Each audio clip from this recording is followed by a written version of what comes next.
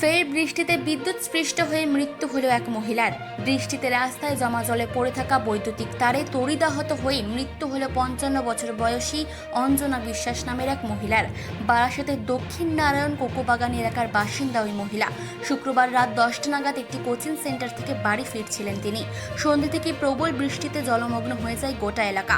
ফেরার সময় বাড়ি থেকে কিছুটা দূরেই একটি পোস্টে বিদ্যুৎস্পৃষ্ট হয়ে মৃত্যু হয় ওই মহিলার।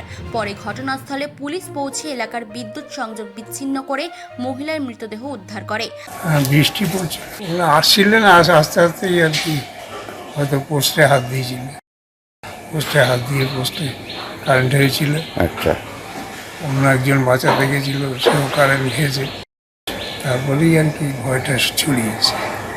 তারপরে থানায় খবর দেওয়া হলো, থানা থেকে পুলিশ এলো। পুলিশের এদিকের কারেন্টের স্ট্রিট লাইটের কারেন্ট অফ করে ওনার বডি নিয়ে চলে গেল। সন্ধ্যে 7:30, 8টা, 8:30। বারাসাত থেকে চিফ এডিটর জিতেন সরকারের রিপোর্ট, চেতনা বার্তা। জেগে থাকে, জাগিয়ে রাখে।